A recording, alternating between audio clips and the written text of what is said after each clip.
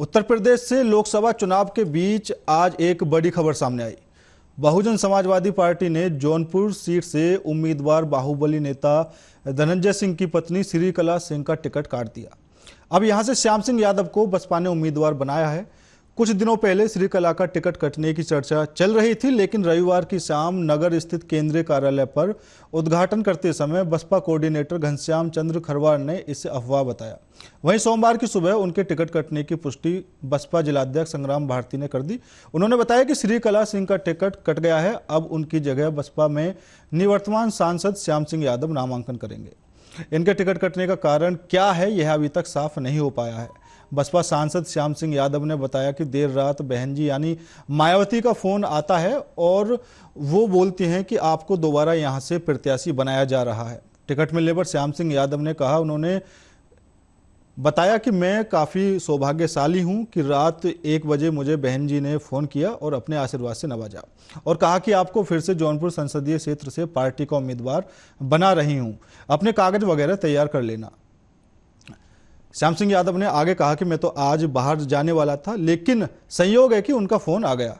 मेरे सब पेपर वगैरह तैयार हैं और नामांकन की तैयारी अब जारी रहेगी।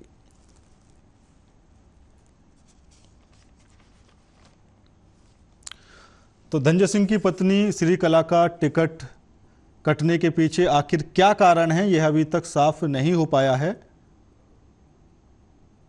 अनुमान लगाए जा रहे हैं कि धनंजय सिंह की पत्नी का चुनाव लड़ने से बीजेपी की जीत पर कहीं ना कहीं खतरा था। जो राजपूत वोट थे वो आपस में बटे हुए थे।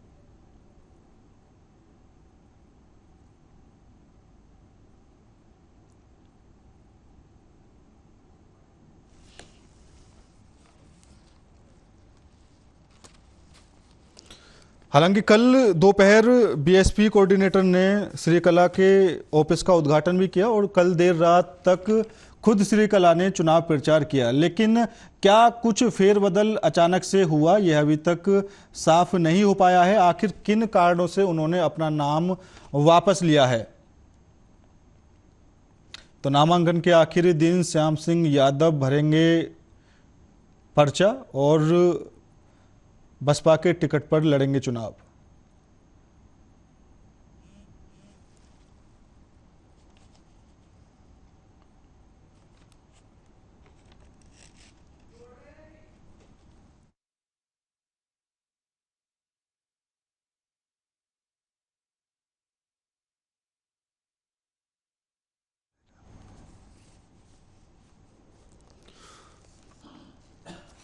तो अभी कयास लगाए जा रहे हैं कि अगर टिकट कटा है तो क्या श्रीकला निर्दलीय चुनाव लड़ेंगी या फिर उन्होंने चुनाव लड़ने से साफ इनकार कर दिया है अगर बसपा की तरफ से उनका टिकट काटा गया है तो।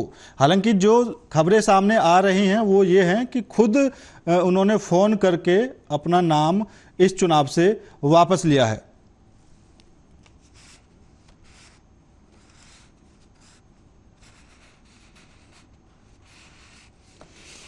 अब भारतीय जनता पार्टी को आखिर इस सीट पर कितना फ़ायदा हो सकता है, वो सारी चीज़ें समझने की कोशिश करेंगे। हमारे साथ भारतीय जनता पार्टी से एनपी सिंह जी थोड़ी देर में जुड़ेंगे, तो वो सारा विश्लेषण आपको बताएंगे कि इस सीट पर क्या कुछ आगे का आकलन लगाकर क्या कुछ विश्लेषण हो सकता है और भारतीय जनता पार्टी को अब इस सीट पर कितना फ़ायदा हो सकता है। हालांकि समाजवादी पार्टी से बाबू सिंह कुशवाहा इस सीट पर उतरे हुए हैं, मैदान में हैं और काफ़ी अच्छे नेता माने जाते हैं, लेकिन क्या अब त्रिकोणीय मुकाबला यहां पर बनता हुआ दिख रहा है।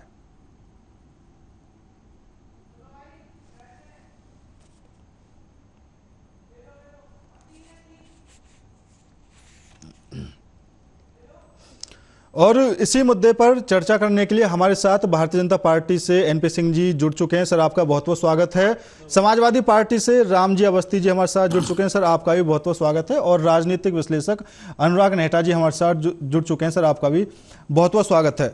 एनपी सिंह जी, सबसे पहले मैं आपके साथ सवाल करना चाहूँगा, जिस तरह आज ये पूरा सब कुछ जो मामला सामने आया है और अचानक से बीएसपी की तरफ से और खुद धनंजय सिंह की पत्नी की तरफ से ये बातें निकलकर सामने आ रही हैं कि वो इस बार चुनाव मैदान में नहीं उतरेंगी, जैसी सूत्रों के हवाले से खबर मिली है। लेकिन इस सीट पर राजपूत वोट बैंक काफी ज्यादा है और एक दशक से धनंजय सिंह का इस सीट पर काफी ज्यादा बोलबाला था। अब उनका इस चुनाव में ना लड़ना, उनके परिवार की तरफ से भी किसी का इस चुनाव में ना लड़ना भारतीय जनता पार्टी को कितना फायदा दे सकता है?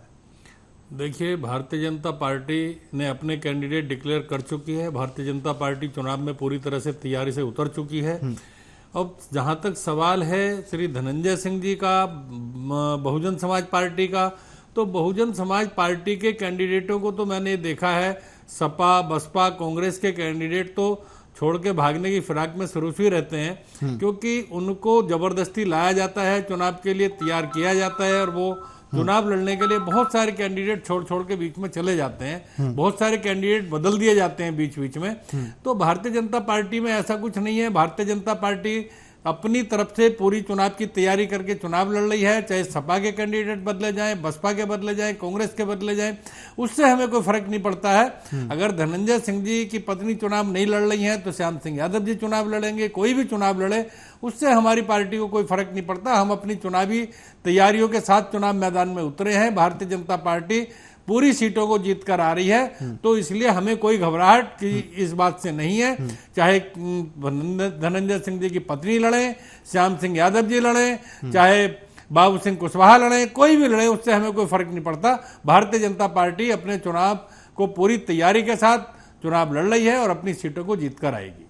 ठीक है, रामजी अवस्थी जी, इस सीट पर जिस हिसाब से माहौल बन रहा था अभी तक, उस सीट पर माहौल ये था कि धनंजय सिंह की जो पत्नी थी वो चुनाव लड़ रही थी और एक तरफा अगर देखा जाए तो वो कंपटीशन में सबसे आगे चल रही थी। लेकिन अब उनका चुनाव ना लड़ना आपको कितना फायदा दे सकता है? आपकी पार्टी के बाबू सिंह कुशवाहा चुनाव मैदान में है।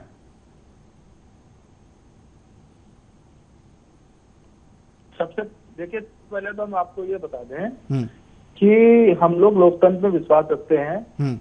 हमें चुनाव जीतना हारने से ज्यादा हम लोगों की ये रहता है कि सभी लोग चुनाव लड़ें, चाहे धनंजय सिंह जी लड़ें, चाहे नरेंद्र मोदी जी लड़ें। हम लोग चुनाव से लोगों को निकालने का प्रयास नहीं करते। जैसे ये कहते हैं कि लोग भाग जाते हैं, जबरदस्ती आप प्रत्याशियों पर अपनी तरफ से उन पर दबाव डालकर, उन पर मनमानी कर लोकतंत्र को खत्म करने का काम भारतीय जनता पार्टी जो कर रही है, तो ये लोकतंत्र नहीं है। हम तो चाहते हैं सभी लड़ें, अच्छे लोग लड़कर जीत कर संसद पहुंचे, बात को रखें।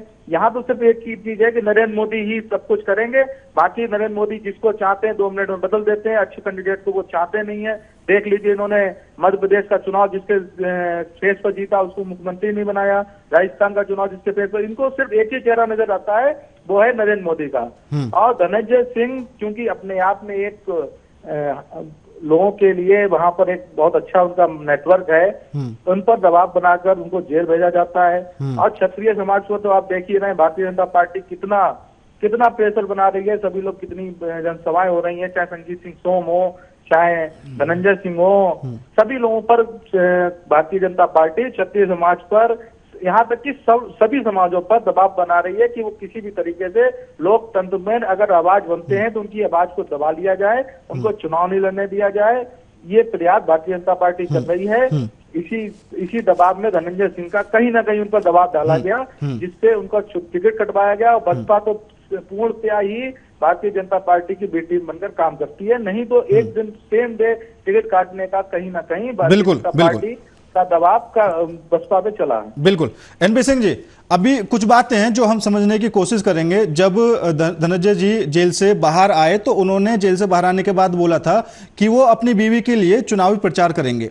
उसके बाद कल की ही बात करें तो बीएसपी कोऑर्डिनेटर ने श्रीकला के जो ऑफिस है उसका उद्घाटन किया और उन्होंने कल रात देर रात तक प्रचार भी किया। उसके बाद अचानक ऐसा क्या फेरबदल हुआ कि उन्होंने चुनाव लड़ने से मना कर दिया? तो कहीं ना कहीं साफ देखा जा सकता है या तो किसी तरह की मजबूरी उनके सामने है या फिर कोई ना कोई दबाव बनाया गया है। नहीं, देखिए, मैं इस बात से सहमत नहीं हूं कि उन्होंने मना कर दिया या उनका टिकट काटा गया, क्योंकि बहुजन समाज पार्टी के टिकट बेचे जाते हैं, जहां ज्यादा पैसे मिल जाते हैं उनको टिकट दे दिए जाते हैं। तो मुझे लगता है कि वहां पर फिर पुराने कैंडिडेट कोई या तो पैसे ज्यादा आ गए होंगे या कोई बात रही होगी कि उन्हीं को टिकट दिया गया, उनका टिकट काट दिया गया धनंजय सिंह की पत्नी का।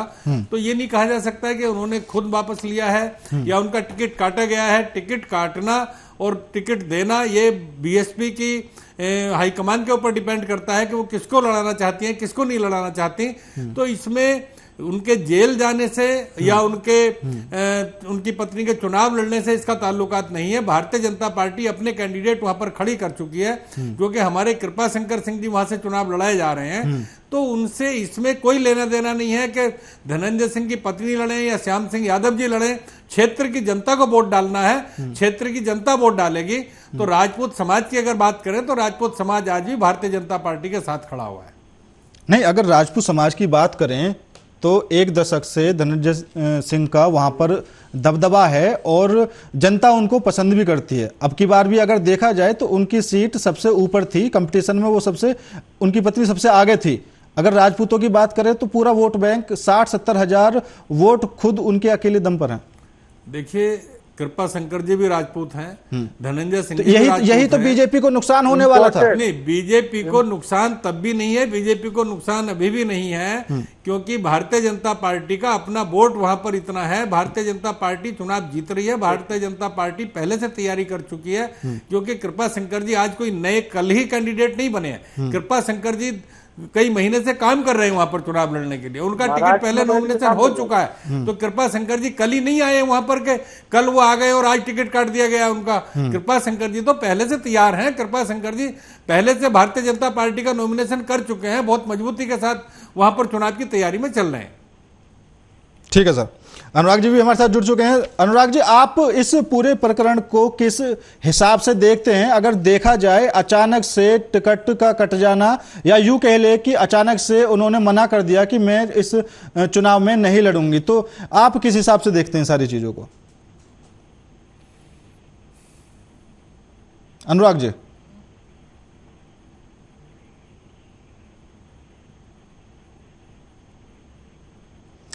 शायद अनुराग जी तक हमारी आवाज नहीं पहुंच पा रही है। रामजी अवस्थी जी, मैं आपकी तरफ ही आना चाहूंगा। अगर इस पूरे मामले को समझें, क्योंकि कोई भी प्रत्याशी होता है वो काफी ज्यादा चुनाव में मेहनत करता है, और ऐसा बहुत ही कम देखने को मिलता है कि वो नामांकन की जब तारीख होती है वापस लेने की, उससे एक दिन पहले ही वो मना कर दे कि नहीं भाई, हम अब की बार चुनाव नहीं लड़ेंगे। हालांकि कई सीटें ऐसी रहीं जहां पर बीजेपी पहले से ही जीत में बैठी है। अगर हम गुजरात में सूरत सीट की बात करें तो वहां पर भी बीजेपी जीत चुकी है और सर्टिफिकेट भी तैयार हो चुका है। मध्य प्रदेश में इंदौर में भी यही हाल देखने को मिल रहा था, लेकिन वहां पर वो सारी चीजें पूरी नहीं हो पाई। तो अब आपको क्या लगता है, ये किसी रणनीति के तहत किया गया है या फिर वाकई उनका मन नहीं है चुनाव लड़ने का? देखिए, ये पूरी तरीके से दबाव है। आप देखिए कि अरविंद केजरीवाल जी को चुनाव से पहले जेल भेज दिया जाता है। भाजपा में इतने भ्रष्टाचारी नेता हैं, और जो लोग भाजपा में शामिल हो जाते हैं उनको जेल नहीं भेजा जाता है, चाहे महाराष्ट्र के लोग हों, तमाम, चाहे, और अभी देखिए आपको अभी कर्नाटक में आपने देखा होगा कि सेक्स रैकेट का इनके गठबंधन का साथी एनडीए में, और वो सेक्स रैकेट में पकड़ा गया, उसको भी ये लोग कोई कुछ कर पा रहे हैं। इनका सीधा एक टारगेट है, लोकतंत्र में दूसरी पार्टी को नहीं रहने देना है, उसे पूर्णतया ना चुनाव लड़ने देना है। आप देखिए सूरत में पहले नंबर इन्होंने उस पर दबाव बनाकर उसे गायब कर दिया। गुजरात में इनकी सरकार है, केंद्र में इनकी सरकार है। आप लोकतंत्र को बचाने की जगह आप लोकतंत्र को खत्म करना है। आप आ जाइए, सुषमा महाजन जी ने कहा इंदौर की राजनीति में मैंने पहली बार देखा है कि आप कैंडिडेट को अपने बस में लाना चाहते हैं, कांग्रेस से कैंडिडेट नहीं लेना चाहते हैं, जिसकी वजह से लोग उनको फोन करके कह रहे हैं कि हम भारतीय जनता पार्टी के लोग हैं, लेकिन हम नोटा पर दबाएंगे। भारतीय जनता पार्टी की कलई खुल चुकी है। ये पूरी तरीके से कहीं ना कहीं तानाशाही लाना चाहते हैं, लोकतंत्र को समाप्त करना चाहते हैं, और हम लोग मिलकर इनसे डटकर मुकाबला कर रहे हैं। कुछ लोग इनके दबाव में आ जाते हैं, जो दब जाते हैं, इन पे प्रेशर, ईडी, सीबीआई, तमाम चीजों से ये दबाव बना रहे हैं। लेकिन जो लोग आज के समय में देश को बचाना चाहते हैं वो इंडिया गठबंधन के साथ हैं और मजबूती से लड़ रहे हैं, और इनको हराकर हम इनकी कलई खोलेंगे, क्योंकि ये लोग वही लोग हैं जो 2019 में पुलवामा अटैक में पुलवामा की वजह से सरकार बनाई थी, लेकिन ये नहीं बता रहे हैं कि पुलवामा के समय पर जो इन्हें इलेक्टोरल बॉन्ड में चंदा मिला था 3 महीने पहले पाकिस्तान से, वो क्यों इन्हें मिला था, क्यों नहीं बताना चाहते हैं। और पुलवामा में आरडीएक्स कहां से आया ये नहीं बताना चाहते हैं। इससे तो सिर्फ देश को गुमराह करना चाहते हैं। आज 5 साल हो गए, आप आरडीएक्स इस देश में कहां से आया तो उस समय आज तक नहीं बता पाए हैं। ये सरकार पूरी तरीके से शहीदों की चिताओं पर बनी हुई सरकार है, जिसको हम लोग हराकर ही दम लेंगे। ठीक है एनपी सिंह जी, इंडिया गठबंधन के लोग आपको हराकर ही दम लेंगे अब की बार। देखिए इनके गठबंधन की स्थिति आपको पता है। पहली बार हम लोग कितनी सीटों पर जीत के आए थे आपने देख लिया है। अभी भी हम 64 सीटों पर जीत कर आए हुए हैं और आगे भी हम लोग 70 सीटों पर जीतने जा रहे हैं। पिछली बार 303 सीटों पर हमारी भारतीय जनता पार्टी जीती थी। इस बार हम 400 को टच करने की प्लानिंग पूरी सोच के बैठे हुए हैं कि हमारी सीटें आएंगी, क्योंकि हमारे साथ देश की जनता है।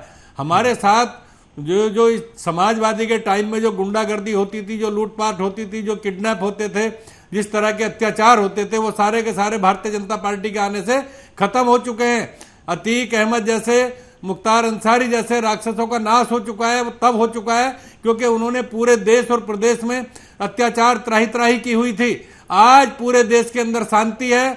चाहे जम्मू कश्मीर को ले लीजिए, चाहे आप राम मंदिर को ले लीजिए, सारे काम यहाँ पर हो चुके हैं। और आज उत्तर प्रदेश के अंदर जितनी कानून व्यवस्था बुलडोजर के नाम से आज भी फेमस है, कानून व्यवस्था पूरे उत्तर प्रदेश में सही से चल रही है। उस समय लूट खसोट बहुत ज्यादा होती थी। आज देश की जनता बहुत खुश है। देश की जनता मोदी जी के नाम पर वोट दे रही है, योगी जी के नाम पर वोट दे रही है। देश की जनता जानती है कि योगी और मोदी के रहने से देश में शांति और सुरक्षा बनी रहेगी। पूरी दुनिया में आज हिंदुस्तान का डंका बजता है। पूरी दुनिया के लोग आज हिंदुस्तान का मान सम्मान करते हैं। आज विकास की बात करें तो हिंदुस्तान में कितने बड़े बड़े हाईवे बन चुके हैं, कितने एम्स बन चुके हैं, कितने अपने एयरपोर्ट बन चुके हैं, कितने मेडिकल सेंटर खुल चुके हैं। आप देख सकते हैं कितना विकास इन 10 सालों के अंदर हुआ हिंदुस्तान के अंदर। तो समाजवादी पार्टी कहते हैं ना, खिस्साई बिल्ली खंबा नोचे, वो स्थिति समाजवादी पार्टी की है। आप समाजवादी पार्टी के नेता जी से कहना चाहता हूं, पहली बार भी आप 5 सीटों पर थे, अब भी आप ज्यादा से ज्यादा 5 सीटों पर आ पाएंगे अगर आए तो। इससे ज्यादा आप कहीं नहीं चल सकते। आप तो 2 सीटों से बड़े हैं, आप इतना घमंड किस बात का? नहीं, घमंड की बात नहीं कर रहे, हम सच्चाई से आपको रूबरू करवा रहे हैं। हम देश की जनता की बात आपको बता रहे हैं। देश की जनता जिस तरह से देश की जनता को तो सबने लूट लिया है, आप लोगों ने मिलकर लूट लिया है। देश की जनता को लूटा नहीं, देश की जनता का काम हो रहा है। देश की जनता आज मोदी जी और योगी जी के नारे लगा रही है। देश की जनता योगी जी और मोदी जी को याद कर रही है, कहती यही हमारे। आप समझिए, आप बताना नहीं चाह रहे हैं देश का रुपया कितना गिर गया है, और आप कह रहे हैं कि देश विदेश में हमारी तरक्की हो रही है। कहां से तरक्की हो रही है? देखिए, आप समाजवादी पार्टी, आप उत्तर प्रदेश में 5 सीटों से आगे नहीं बढ़ पाते। उत्तर प्रदेश में ही महंगाई की बात करिए, मुद्दों की बात करिए, विकास की बात करिए, रोजगार की बात करिए ना। आप करिए रोजगार कहाँ मिला, आप बताइए। समाजवादी के नेताजी, मैं आपको वही बात बता रहे हैं कि जितने हाईवेज हमारी पार्टी ने सरकार ने काम किए हैं, जितने हमारी सरकार ने मेडिकल सेंटर खोले हैं, जितने हमारी सरकार ने एयरपोर्ट बनाए हैं, जितने काम डेवलप्ड हमारी सरकार ने किए हैं, आपके टाइम में कभी नहीं हुए इतने काम। आप गरीब आदमी एयरपोर्ट पे कहाँ जा रहा है? आप चर्चा कीजिए मुद्दों की। सर, गरीब आदमी एयरपोर्ट पे जा रहा है। गरीब आदमी हर जगह आज की डेट में काम कर रहा है। जितने भी काम हो रहे हैं, गरीब आदमी हर जगह खड़ा हुआ काम करता है। आज अगर देश में विकास हो रहा है तो उससे रोजगार बढ़ता है। देश के विकास में रोजगार की हिस्सेदारी रहती है। आप कैसे जाएगा गरीब आदमी? आप बताइए, 60% टैक्स आपकी सरकार ले रही है एयरपोर्टों से, कैसे जाएगा गरीब आदमी? देखिए, गरीब आदमी जब देश में विकास होता है, जब एयरपोर्ट बनते हैं, सड़कें बनती हैं, अस्पताल बनते हैं, तो देश के आदमी को रोजगार मिलता है। हमारी सरकार ने पूरे देश में 80 करोड़ जनता को अनाज दिया जा रहा है हमारे देश के अंदर, जो कि पहले कभी नहीं दिया जाता था। हर एक आदमी किसान के खाते में पैसे जा रहे हैं, वो पहले नहीं किया जाता था। चलिए ठीक है। अनाज पहले भी दिया जा रहा था, पहले सेल्फ रिस्पेक्ट के साथ 1 रुपए किलो में अनाज दिया जाता था। आज आप लोगों की सेल्फ रिस्पेक्ट खत्म करके उन्हें मुफ्तखोरी की बात बताते हैं। पहले भी मुफ्त अनाज दिया जाता था। आपने गरीब आदमी को रोटी दी जा रही है, गरीब आदमी को राशन दिया जा रहा है। गरीब आदमी को मिलती थी। आपके टाइम में लूटपाट होती थी, आपके टाइम में अपहरण उद्योग चलते थे, आपके समय में अपहरण किए जाते थे, लोगों के मर्डर किए जाते थे। आज नहीं वो काम किए जा रहे हैं। को यूपीए सरकार में पहले भी दिया जा रहा था और मुफ्त में नहीं दिया जाता था। तकरीबन 1 रुपया उनसे लिया जाता था, जिससे उनकी सेल्फ रिस्पेक्ट बनी रहे। आप उनकी सेल्फ रिस्पेक्ट को छीनना चाहते हैं कि हम मुफ्त में आपको दे रहे हैं। आप मुफ्त में नहीं दे रहे हैं, ये पैसा हमारा और आम जनता का है, जो टैक्स के नाम पर आप लोग वसूल रहे हैं। आप कह रहे हैं मुफ्त में जनता का पैसा जनता में ही जा रहा है, किसी की जेब में नहीं जा रहा, किसी के स्विस बैंक में नहीं जा रहा। आज की डेट में, आपके टाइम में स्विस बैंकों में पैसा जाता था। आज जनता का पैसा जनता के बीच में बांटा जा रहा है, जनता को दिया जा रहा है, जनता के ऊपर खर्च किया जा रहा है आज का पैसा। में जानकारी दी है 10 साल में आपने कितने लोगों की काले धन की सूची जनता को प्रोवाइड कराई। आप कहते थे काला धन लेके 10 सालों में देश का विकास बहुत ज्यादा हुआ है। चलिए ठीक है सर। अभी एनपी सिंह जी, आपने कानून व्यवस्था की बात की थी, तो मैं आपको अपने नोएडा की ही बात बता देता हूं। 2 दिन पहले तीसरी ऐसी हत्या हुई है जिसमें आपका पुलिस प्रशासन फेल हो चुका है। अभी ढाबा संचालक के बेटे को अगवा करके उसकी हत्या कर दी गई। आपके संज्ञान में मामला होगा भी? बिल्कुल मेरे संज्ञान में है, उस पर कार्रवाई की जा रही है और उसमें सस्पेंड किया गया है वहां के थाना अध्यक्ष को। जो पुलिस प्रशासन ने जिसकी लापरवाही रही है उसके खिलाफ कार्रवाई की जा रही है और पूरी मुख्यमंत्री जी ने संज्ञान में लिया है और इसको लाइन में लेकर बहुत जल्दी इसका पटाक्षेप आपके सामने आ जाएगा। नहीं तो इसमें ये बात मायने रखती है कि पहले से ही उस चीज को लेकर कंप्लेंट कर दी गई थी, फिर भी पुलिस ने इतनी लापरवाही बरती। बिल्कुल, पुलिस की लापरवाही जहां हुई है वहां पुलिस के खिलाफ कार्रवाई की जा रही है। चलिए ठीक है, हमारे साथ अनुराग जी जुड़ चुके हैं। सर, आप थोड़ी देर से आए हैं, लेकिन सवाल आपसे तो बनता ही है। आप पूरे इसका विश्लेषण करके हमको देंगे। आप जो सीट है इसको लेकर जो अनुमान लगाए जा रहे हैं, जौनपुर वाली सीट को लेकर, जहां पर धनंजय सिंह की बेबी ने अब चुनाव लड़ने से मना कर दिया है, आपके हिसाब से क्या कुछ कारण हो सकता है? क्योंकि अभी चीजें तो क्लियर हो नहीं पाई हैं। जी बिल्कुल, देखिए जो मेरे को जो जानकारी है उसके अनुसार जो धनंजय सिंह की पत्नी है वही यहाँ से पहले चुनाव लड़ने वाली थी और वो बहुत दिनों से करीब 15 से 20 दिन से चुनाव का प्रचार भी कर रही थी। पर आखिरी समय पे जो है उनका नाम जो है वो पीछे वापस ले लिया गया, या इस तरीके से कहें कि ऐसा लगता है कि कहीं ना कोई दबाव उन पे बनाया गया है, क्योंकि वो भी एक तरीके से क्षत्रिय समाज से आते हैं और भाजपा ने कहीं ना कहीं ऐसा लगता है कि कुछ दबाव बनाया, क्योंकि वो काफी वोट ले जा सकते थे और तिकोनिया मुकाबला यहाँ पे देखने को मिल रहा था और काफी वोट ये काटते हुए भी नजर आ रहे थे। तो इस चक्कर में अभी हालांकि कोई आधिकारिक पुष्टि नहीं हुई है कि क्या उन्होंने खुद नाम वापस लिया, क्योंकि अब वो खुद क्यों नाम वापस लेंगे जब वो खुद ही प्रचार में जुटे हुए थे। तो ऐसा लगता है कहीं ना कहीं भाजपा ने कोई दबाव बनाया ताकि वो अपना नाम वापस लें और आसानी से भाजपा जीत जाए। जैसे उसी दर्ज पे कि जैसे कि उन्होंने इंदौर में जो किया था और जिस तरह से सूरत में किया था, ऐसा ही कुछ यहाँ पे भी देखने को मिल रहा है।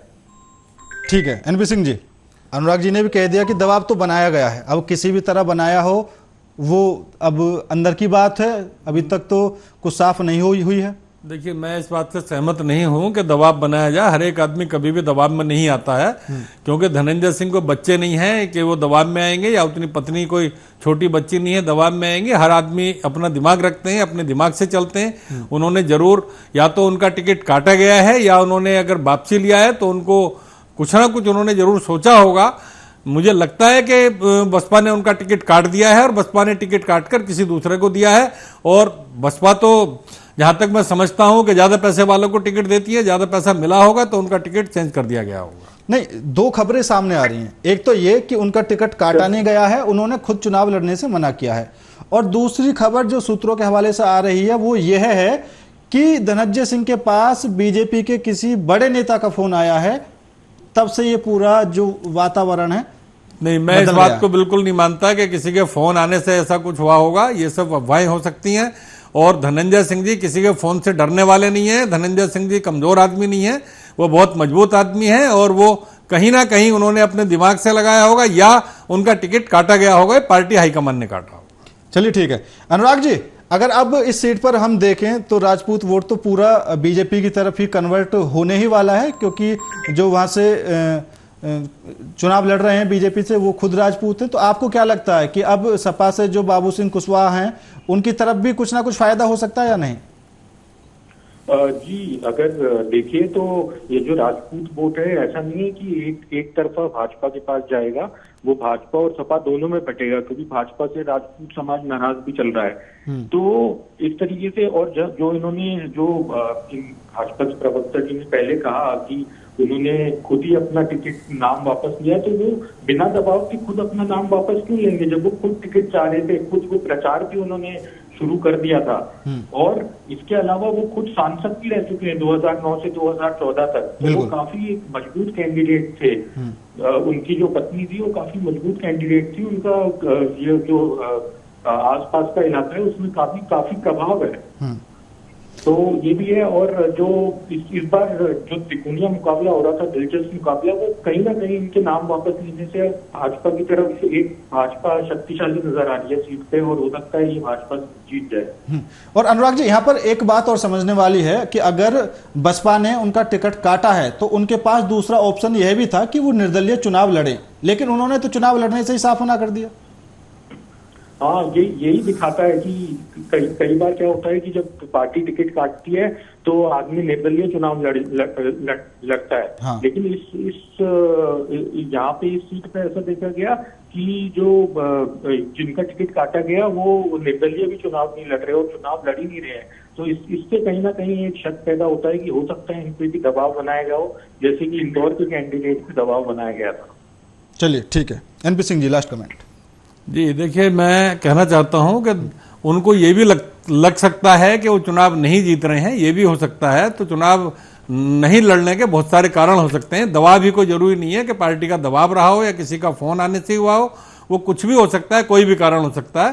तो उनकी अपनी वही बता पाएंगे इस बारे में। तो पार्टी ये कभी नहीं कहेगी कि किसी का दबाव होगा या पार्टी ने कुछ ऐसा फोन किया होगा। तो मैं इस बात से सहमत नहीं हूं बिल्कुल। चलिए ठीक है।